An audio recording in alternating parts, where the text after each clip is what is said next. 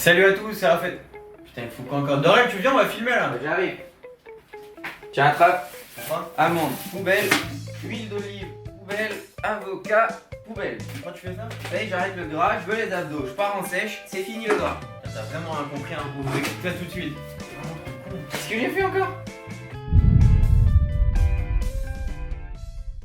Salut à tous, c'est Dorian et Raph de Nitrofit et on se retrouve aujourd'hui pour la deuxième vidéo de la playlist Améliorer son alimentation en plusieurs étapes. Si vous n'avez pas vu, on vous invite à regarder la première vidéo sur le sucre raffiné qui s'affiche ici. Car on vous le rappelle, on procède par étapes et l'ordre a vraiment son importance. Aujourd'hui on va parler du gras, vous expliquer son intérêt, vous présenter les effets néfastes du mauvais gras et vous apprendre à différencier le bon du mauvais gras, car contrairement à ce qu'on peut croire, le bon gras est un très bon allié pour perdre du gras.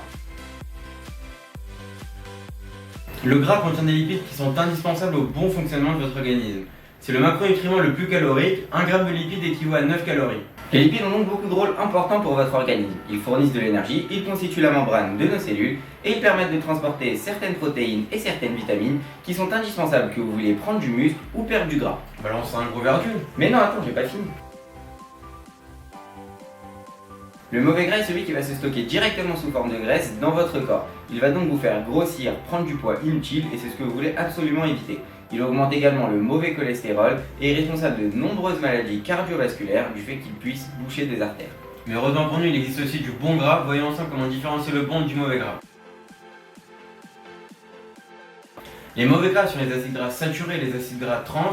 On les trouve dans les fritures, le fromage, le gras de la viande, les sauces, mayo, etc. On le trouve aussi dans l'huile de palme, donc la margarine, donc pense aux viennoiseries, pâtes feuilletées, etc.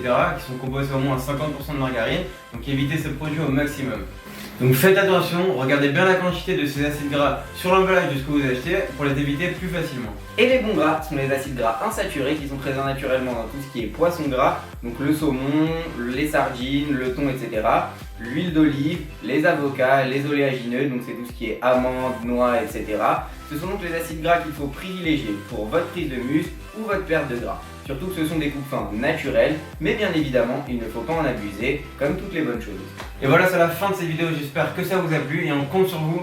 Respectez bien tout ce qu'on vous a dit en attendant la prochaine vidéo pour améliorer votre alimentation en plusieurs étapes. Et n'hésitez pas à partager cette vidéo, à vous abonner à notre chaîne, à nous rejoindre sur les réseaux sociaux, tout est dans la description. Lâchez un petit com, mettez un pouce bleu en bas de la vidéo, ça fait toujours plaisir. A très vite sur Nitrofit.